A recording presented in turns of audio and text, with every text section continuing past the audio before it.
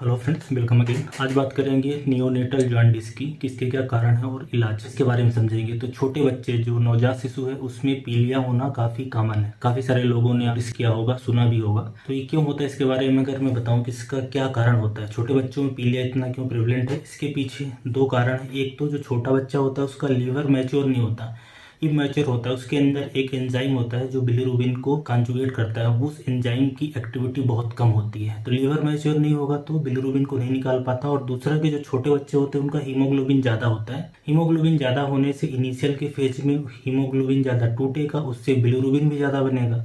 तो ये दो प्रमुख वजह हैं, इसलिए छोटे बच्चों में पीलिया है वो काफ़ी कॉमन हो जाता है। अब अगर इसके इंसिडेंस की बात करें कि कितने बच्चों में ये पीलिया होता है, काफ़ी सारे जो पेरेंट्स होते हैं वो घबरा जाते हैं कि मेरे बच्चों को पीलिया हो गया है।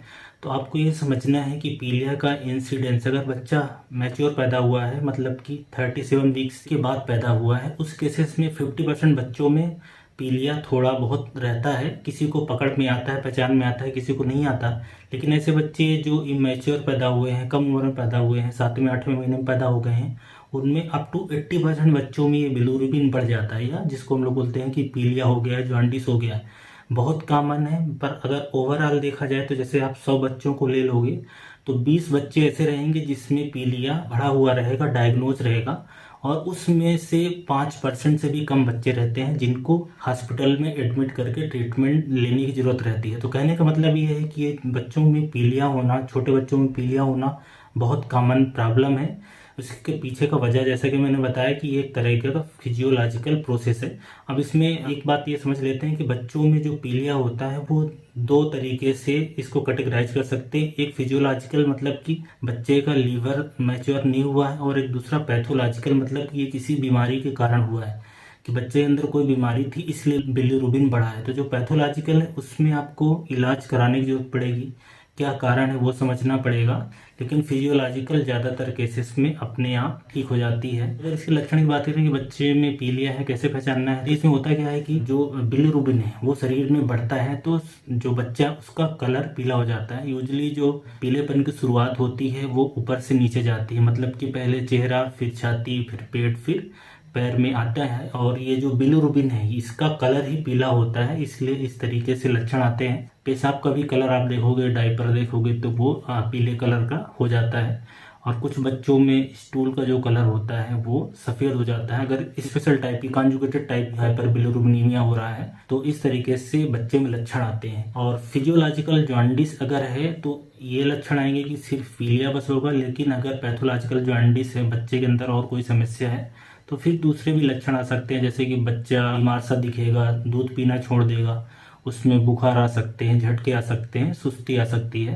तो अगर इस तरह के लक्षण आएंगे तो फिर ये खतरनाक संकेत हो जाएंगे। इस केसेस में आपको डॉक्टर को दिखा के, हो सकता है हॉस्पिटल में एडमिट कराना पड़े और इन्वेस्टिगेशन वगैरह कराना पड़ेगा कि किस टाइप की बीमारी हो सकती है। बहरहाल हम लोग अपने ओरिजिनल टॉपिक पे आते हैं कि बच्चों में जो जॉन्डिस होती है, स्पेशली मैं फिजियोलॉजिकल जॉन्डिस की बात कर रहा हूँ। तो ये तो हो गए कारण और लक्षण। इसको कैसे पहचानना है या कितना बिलीरुबिन होना चाहिए, किस बिलीरुबिन पे हमें क्या करना है, उसकी बात करें तो नॉर्मली भी बिलीरुबिन शरीर में बनता है। आरबीसी के टूटने से बिलीरुबिन बनता है जो कि पेशाब के रास्ते और स्टूल के रास्ते से निकल जाता है। ये नॉर्मल प्रोसेस होती है। बच्चों में जैसा कि मैंने बताया कि ज़्यादा बिलीरुबिन बनता है क्योंकि ज़्यादा आरबीसी टूटता है इनिशियल के कुछ दिनों में, और लीवर भी उनका सही नहीं रहता इसलिए कॉन्जुगेट नहीं कर पाता है। तो नॉर्मली 0.2 से लेके 1.2 मिलीग्राम पर डेसीलीटर तक होता है। लेकिन बच्चों में आप करवाओगे, जो छोटे बच्चे रहते हैं, तो उसमें 2 मिलीग्राम, 3 मिलीग्राम, 4 मिलीग्राम पर डेसीलीटर, इस तरह की रेंज काफ़ी कॉमन है। अगर किसी बच्चे को पीलापन आने लगा, चेहरे पे आने लगा, हाथ पाँव पे आने लगा है, तो 5 मिलीग्राम पर डेसीलीटर से ज़्यादा ही होगा, तभी स्किन में यूजली पीलापन आता है।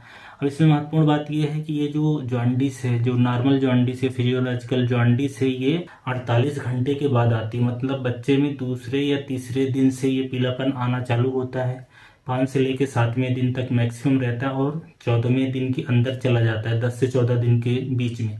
तो ये इस टाइम को आपको जरूर ध्यान देना है कि पीलिया तीसरे दिन के बाद चालू होना है, मतलब कि 48 घंटे के बाद चालू होना है, और 14 दिन के अंदर वो ठीक हो जाना चाहिए। अगर पीलिया बच्चा पैदा हुआ है उसके 24 घंटे के अंदर शुरू हो जाती है, या तो 14 दिन के बाद भी बनी रहती है, या तो पीलिया या जो बिलिरुबिन है बहुत तेज़ी से बढ़ता है, मतलब एक दिन में 5 पॉइंट से ज़्यादा बढ़ जाता है। जैसे किसी बच्चे का आज कराया 5 मिलीग्राम था, अगले दिन कराया तो 10 मिलीग्राम हो गया, 11 मिलीग्राम हो गया, 12 हो गया।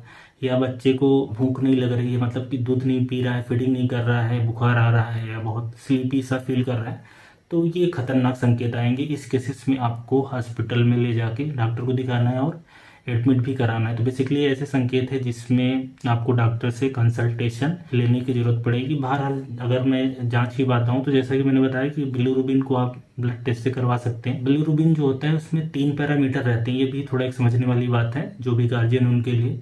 एक टोटल बिलिरुबिन होता है और उसके नीचे डायरेक्ट और इनडायरेक्ट बिलिरुबिन लिखा रहता है। जो इनडायरेक्ट होता है उसको अनकॉन्जुगेटेड भी बोलते हैं। तो जो ये फिजियोलॉजिकल जॉन्डिस है, जो नॉर्मल जॉन्डिस सामान्यतः बच्चों में हो जाती है, वो अनकॉन्जुगेटेड टाइप की होती है। मतलब कि जितना भी बिलिरुबिन का टोटल पोर्शन होगा, टोटल बिलिरुबिन का उसका ज़्यादातर पोर्शन मोर देन 80% वो अनकॉन्जुगेटेड रहता है। तो ये फिजियोलॉजिकल जॉन्डिस है, मतलब लीवर ने अभी कॉन्जुगेट नहीं किया है। लेकिन अगर कोई ऐसा बच्चा होता है जिसमें टोटल बिलिरुबिन भी बढ़ा है और जो कॉन्जुगेटेड वाला पोर्शन है या डायरेक्ट वाला पोर्शन है वो बढ़ा हुआ है, तो फिर वो खतरनाक संकेत है। इसका मतलब है कि जो लीवर के आगे का रास्ता है उसमें कुछ गड़बड़ है, उसमें कोई बिलियरी एट्रीसिया हो सकती है या वहाँ पे कोई सिस्ट वगैरह बन सकती है, मतलब एक तरह का वो मेडिकल इमरजेंसी हो सकती है। तो इस बात को भी ध्यान रखने की जरूरत है। बहरहाल अब इलाज पे आ जाते हैं कि जैसे कोई बच्चा है उसको बिलिरुबिन बढ़ा हुआ है तो क्या किया जाए। तो आपको समझना है कि जैसे कि मैंने बताया कि ज़्यादातर केसेस में 90% से ज़्यादा केसेस में ये कुछ इसमें ज़्यादा करने की जरूरत नहीं है अगर बच्चे को हल्का बिलिरुबिन बढ़ा हुआ है। लेकिन ऐसे बच्चे जिनका बिलिरुबिन ज़्यादा बढ़ा है, आपने टेस्ट कराया और 15 मिलीग्राम पर डेसीलीटर से ज़्यादा आ गया या 12 मिलीग्राम पर डेसीलीटर से ज़्यादा ही आ गया, उस केसेस में जो इसका इलाज ये रहता है कि चूँकि शरीर बच्चे का बिलिरुबिन नहीं निकाल पा रहा है, तो ऐसा कुछ करें कि बिलिरुबिन उसके शरीर से बाहर निकलने लगे।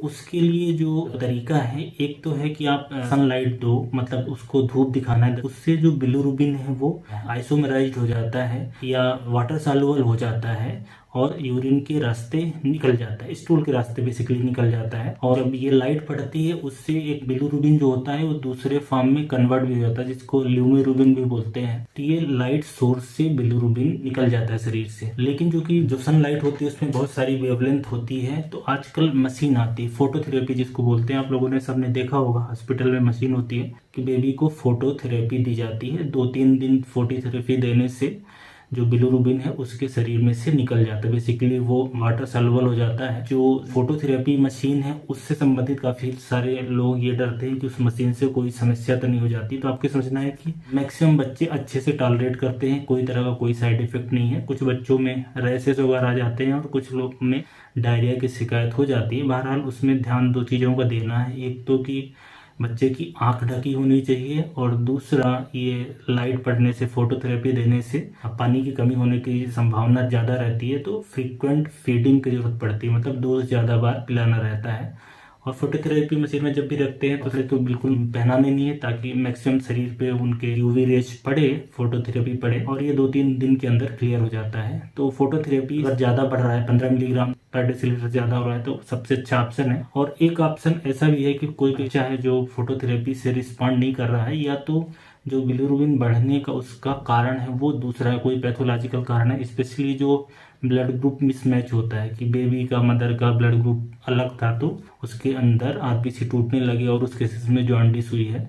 उस केसेस में एक्सचेंज ट्रांसफ्यूजन करते हैं। एक्सचेंज ट्रांसफ्यूजन का मतलब होता है कि जो बच्चे का है ब्लड निकाल दिया जाए, उसकी जगह किसी जो मैच डोनर का ब्लड चढ़ा दिया जाए। तो बेसिकली बच्चे का ब्लड निकाल के और किसी डोनर का चढ़ा दिया जाता है। ये सीवियर केसेस में ये किया जाता है अगर बहुत समस्या आ रही है। तो बेसिकली ट्रीटमेंट इसका यही है कि अगर हल्का है तो वेट वॉच करो, थोड़ा धूप दिखा दो, बहुत परेशान होने की ज़रूरत नहीं है। 10 से 15 दिन बाद वो अपने आप से हो जाता है। ज़्यादा हो गया है या बच्चे को और भी कोई समस्या है तो फोटोथेरेपी देना है, और बहुत ज़्यादा है तो एक्सचेंज ट्रांसफ्यूजन देना है, मतलब ब्लड चढ़ाना है किसी डोनर का सेम ब्लड ग्रुप का। अब इसमें एक और महत्वपूर्ण बात है कि ज़्यादा बिलिरुबिन से क्या नुकसान हो सकता है। तो बिलिरुबिन ज़्यादातर केसेस में हार्मलेस होता है, मतलब किसी का 20 मिलीग्राम पर डेसीलीटर के नीचे है बच्चे में तो बहुत समस्या नहीं है। लेकिन अगर बहुत ज़्यादा बढ़ जाता है तो उस केसेस में ये बिलिरुबिन जो होता है फैट सॉल्युबल होता है और ब्रेन के अंदर जो बैरियर होता है बेसिकली उसको क्रॉस करके ब्रेन के अंदर डिपॉजिट हो सकता है। तो बच्चे में मानसिक परेशानी हो सकती है, ब्रेन डैमेज बेसिकली हो सकता है। तो कुछ बच्चों में अक्यूट डैमेज हो जाता है और कुछ में क्रोनिक डैमेज भी हो सकता है, मतलब सेरिब्रल पाल्सी वगैरह की दिमाग ही डिस्टर्ब हो जाए, खराब हो जाए। तो ये ही एक रिस्क रहता है, हालांकि वो बहुत बच्चों में नहीं होता, चांसेस कम रहते हैं, लेकिन है। तो कहने का मतलब ये है कि अगर किसी के बेबी को ये जॉन्डिस हो रहा है तो उसमें परेशान होने की बात नहीं है। आपको प्रॉपर सलाह अपने डॉक्टर से लेना है और ये देखना है कि फिजियोलॉजिकल है कि पैथोलॉजिकल है। कुछ आप टेस्ट करा सकते हैं, लक्षणों पे ध्यान दे सकते हैं, और अगर ज़्यादा बढ़ रही तो फोटोथेरेपी वगैरह कराना है। आई होप कि नियोनेटल जॉन्डिस या छोटे बच्चों में जो पीलिया जॉन्डिस होता है उसमें क्या कारण होता है और उसमें आपको क्या करना है, इसके बारे में आपको क्लियर गाइडेंस मिल गया होगा। तो ये सारी बातें हैं नियोनेटल जॉन्डिस के बारे में। Thank you so much.